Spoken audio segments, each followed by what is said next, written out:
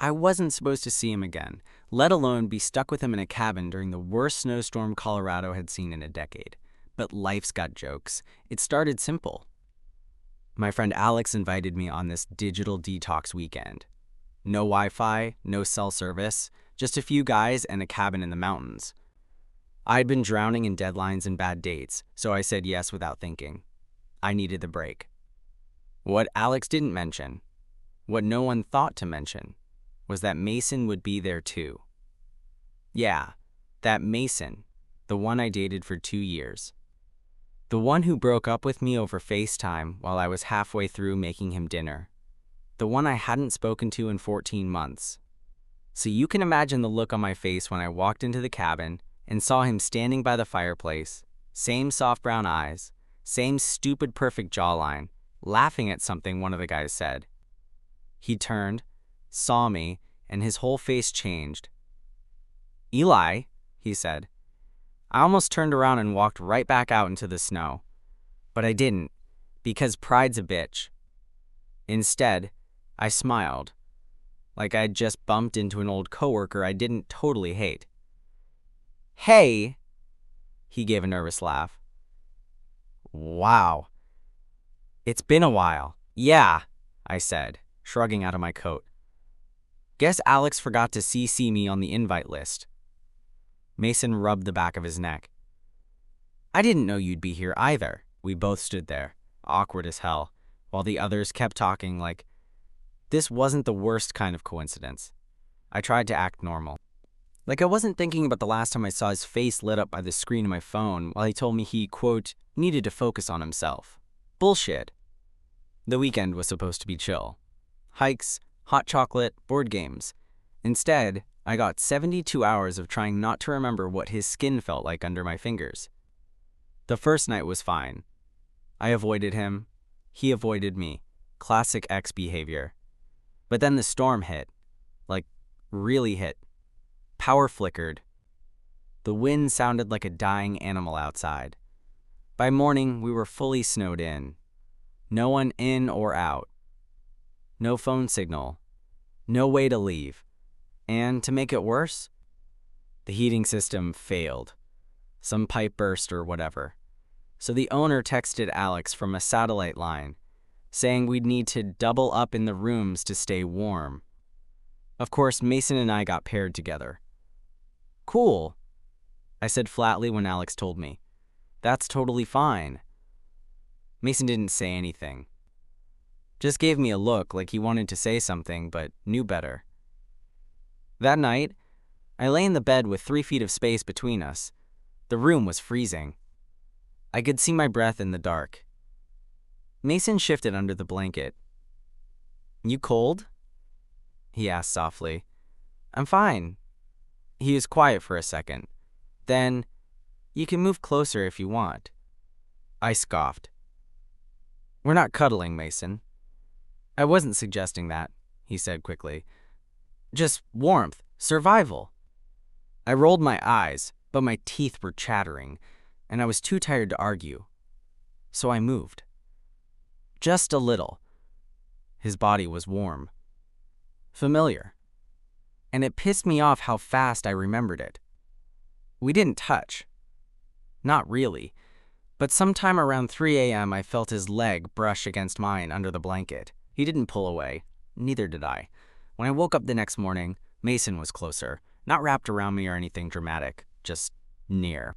His leg was still against mine, and his hand had drifted, resting on the blanket inches from my arm. I could feel his warmth, the way his breath moved slowly against my neck. I didn't move. Not right away. Because for a second, it felt like nothing had ever changed. Like we hadn't said terrible things to each other. Like he hadn't walked away when I needed him most. Then he stirred. Pulled back slowly, like he was embarrassed. "Morning," he said, voice hoarse. I grunted, sitting up. "It's still freezing," he laughed quietly. "Yeah, my toes are numb."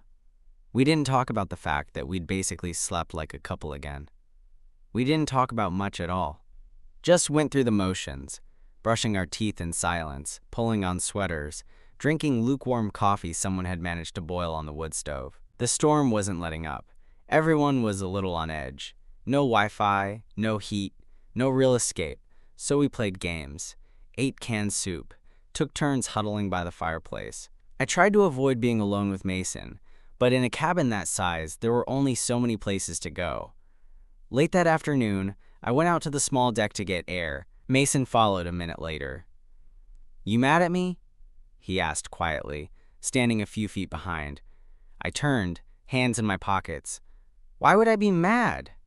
He raised an eyebrow. "You really want me to answer that?" I looked away.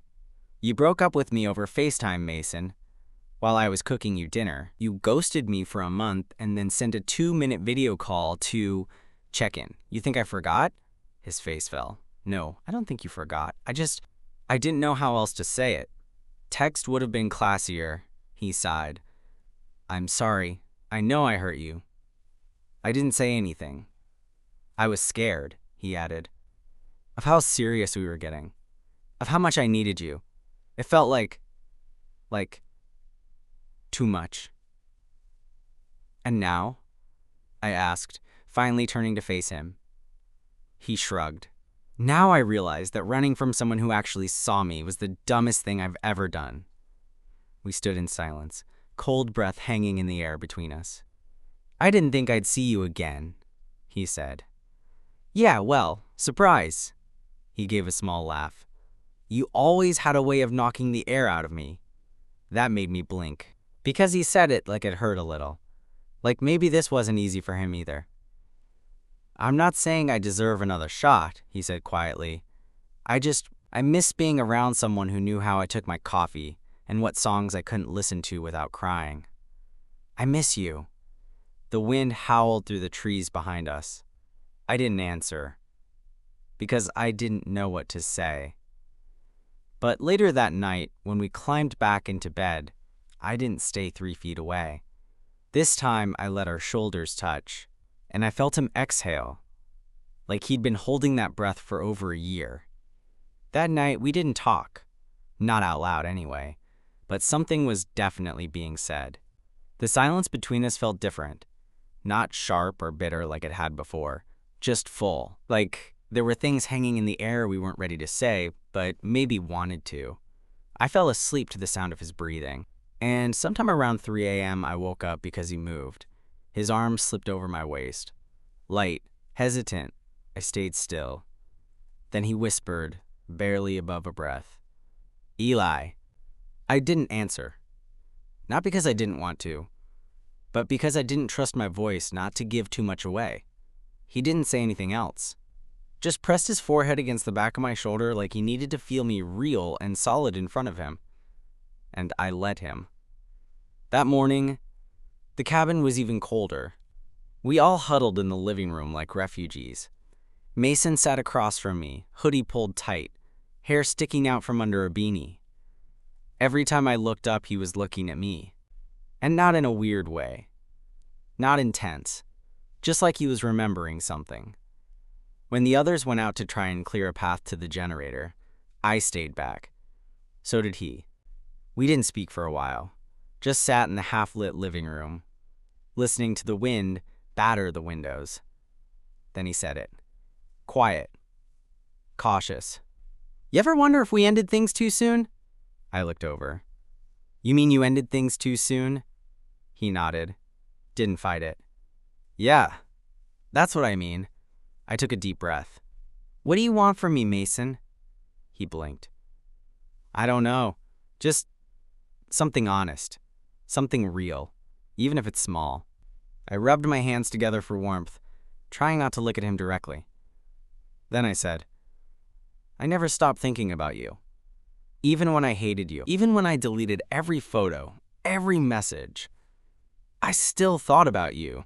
He looked stunned for a second, like he hadn't expected me to give him anything, but I was tired of holding it in. I used to replay the last conversation we had, the way you looked at me through the screen, the way your voice cracked. I used to wonder if you cried after, if you even cared. "I did," he said instantly. I cried like an idiot for days. I just didn't know how to fix it. You didn't even try. I was ashamed. That landed harder than I expected. We stared at each other. Then he got up and came to sit beside me. Slow, careful, like he wasn't sure I'd let him. He didn't touch me. Just sat close enough that I could feel the heat of him. "I'm not here to make you forget," he said. "I just want to be someone you can maybe remember differently." I didn't say anything, but I didn't move away either. The storm didn't let up. By the second full day of being snowed in, the cabin felt smaller, colder. Everyone was starting to go a little stir-crazy. But Mason and I, we kept orbiting each other. Little things shifted. When we made coffee, he handed me my mug before I asked. When we sat by the fire, he'd lean just slightly in my direction.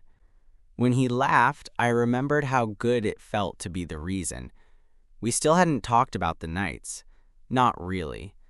But when we went to bed that evening, it wasn't like before. We didn't pretend to keep distance. We didn't crawl in on opposite sides and stay frozen. This time, I pulled the blanket up and slid a little closer without thinking. And he reached for me. Just his hand at first, finding mine under the covers. His fingers laced through mine, slow and careful. I didn't let go. We lay there like that for a long time, our hands intertwined, our bodies not quite touching, but close. So close it hurt. Then he said, "I don't think I knew how much I loved you until after I left."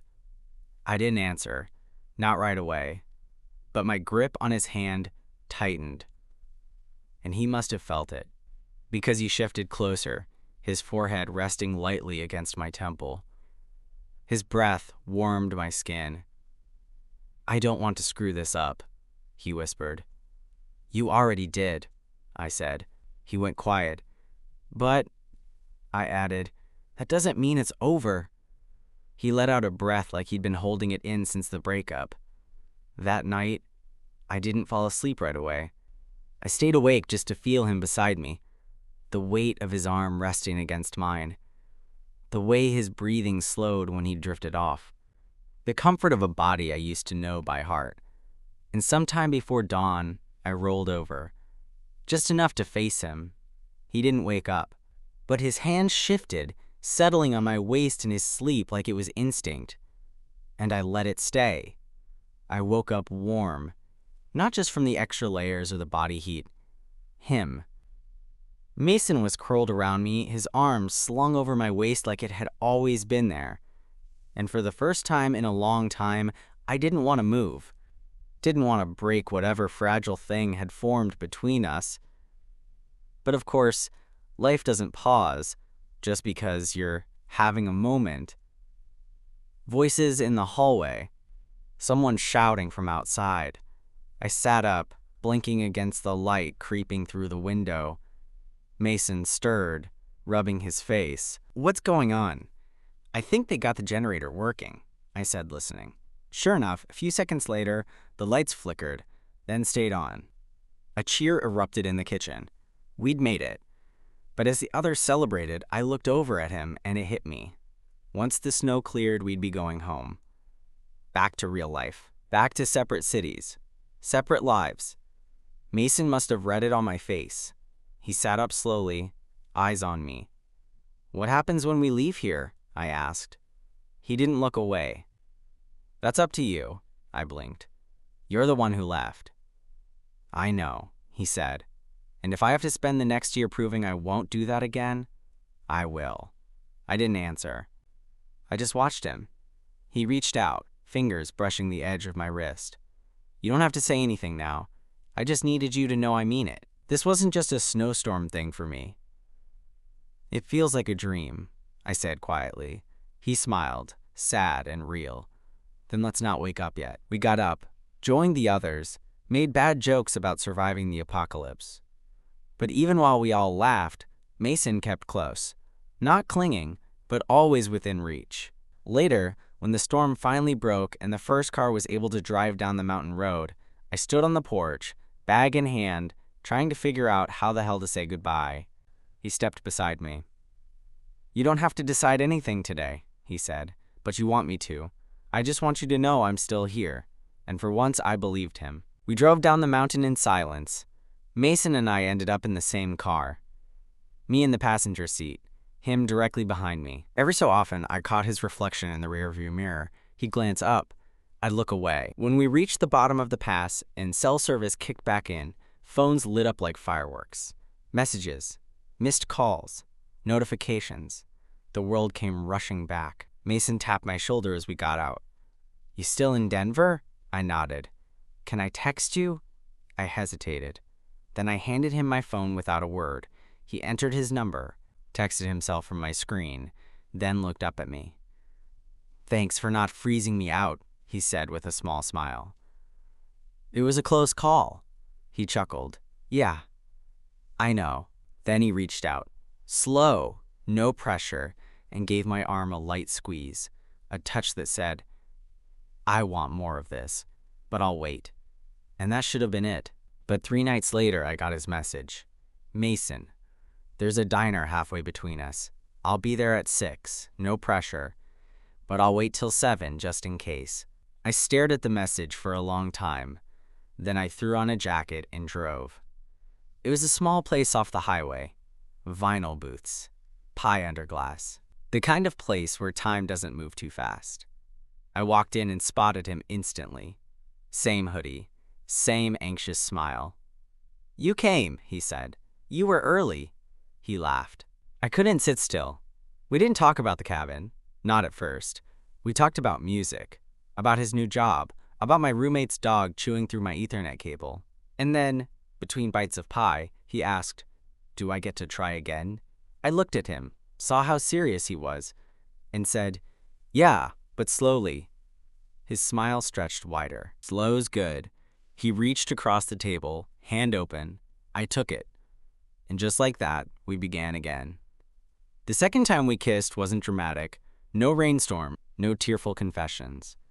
Just the parking lot of that diner. Headlights from a passing truck, casting soft shadows across Mason's face. We stood by my car, the air cold enough to see our breath. "I'm not rushing this," he said quietly, hands stuffed in his jacket pockets. "Good," I replied, stepping closer. "Because I don't trust you yet." He nodded, like he expected that, like he deserved it. "But," I added, "I still want to see what this is." His eyes searched mine. "Yeah?" "Yeah." Then he leaned in. Not fast, not tentative, just sure, like he was showing me something instead of asking. And when our lips met, it was gentle, careful, full of everything we hadn't said in the cabin. Everything still left unsaid now. He pulled back just enough to whisper, "I've missed this so much." I didn't answer, just rested my forehead against his and let myself feel it. The next few weeks were strange. We texted, called, sent dumb memes back and forth like we were teenagers again. We didn't make grand declarations. We didn't label anything. But we saw each other.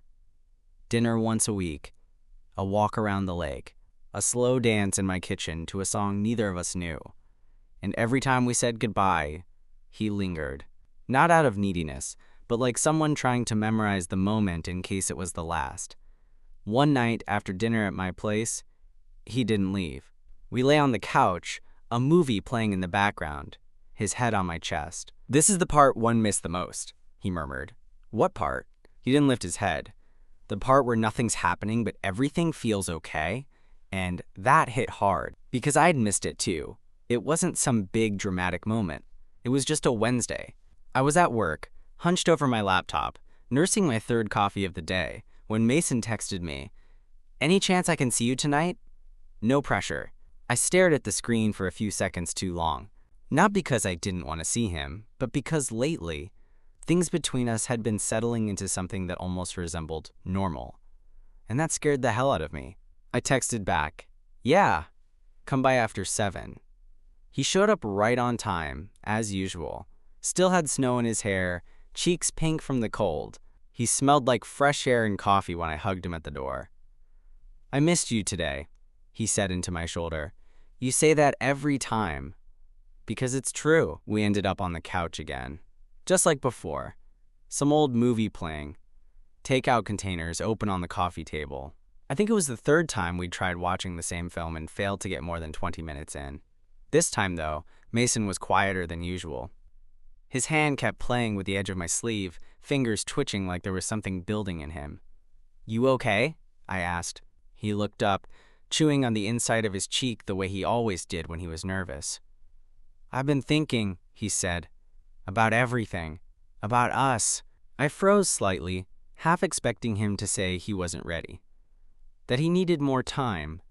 That this, whatever this was moving too fast. Instead, he said, "I don't want to do this halfway anymore." I blinked. "What do you mean?" "I mean, I don't want to be the guy who left again. I don't want to be your maybe. I want to be someone you can count on.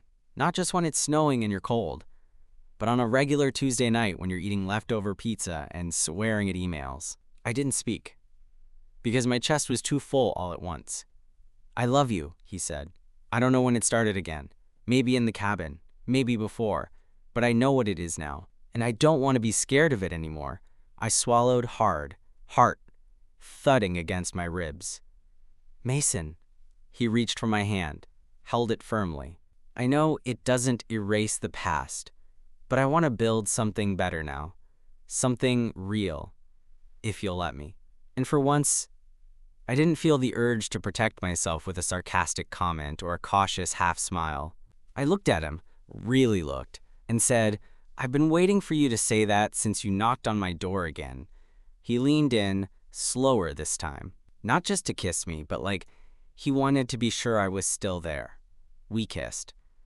And it wasn't like the first time, or the second. It was something new. Something steady. That night, he stayed over again. But not like before. This time, he brought a toothbrush. And the next morning, when he made us both coffee in the half-broken French press and left his hoodie draped over the back of my chair, I didn't flinch. I just smiled. Because, for the first time in over a year, it didn't feel like I was waiting for something to fall apart. It felt like I was building something. Something real. It's been exactly a year since the snowstorm. Since the cabin. Since I looked at Mason across a half-frozen room and wondered if we had anything left between us that wasn't broken. And now, we live in a one-bedroom apartment on the east side of Denver. Nothing fancy. Second-floor walk-up, creaky pipes, a view of a parking lot, but it's ours. And more importantly, it's enough. Some mornings, I still wake up before him and just watch. Not in a creepy way, in a how the hell did we get here kind of way. He sleeps with one hand under his pillow, face turned toward me, and 9 times out of 10, his leg has found mine by the time the sun's up. There's a rhythm to us now. He makes coffee, I cook breakfast, he folds the laundry, I pretend I know how to load the dishwasher properly, and he redoes it when I'm not looking. We still have hard days. He shuts down sometimes when work gets stressful. I still overthink and retreat into silence when I feel overwhelmed. But we've learned how to meet in the middle, how to say, "Hey, I'm not okay," without it meaning the sky is falling. And sometimes, when I really think about it, I realize the version of us that existed before the storm wouldn't have made it. We needed to fall apart. We needed to lose it to see how much it mattered. Last weekend, we went back to the mountains. Different cabin this time. Better heating. No snowstorm. Just us. 2 thermoses of hot cocoa, and a playlist Mason made that was mostly acoustic covers of old emo songs we both secretly still love. At one point, we sat on the porch, watching the snow fall, and he nudged my foot with his. "You think we ever would have made it if that storm didn't trap us together?" I looked over at him. "You think we ever would have made it if we hadn't wanted to be trapped together?" He smirked. "Touché." We didn't say anything else after that, just sat there, the quiet thick with the kind of peace that only comes when you've stopped trying to prove something, when you've just let yourself be loved again.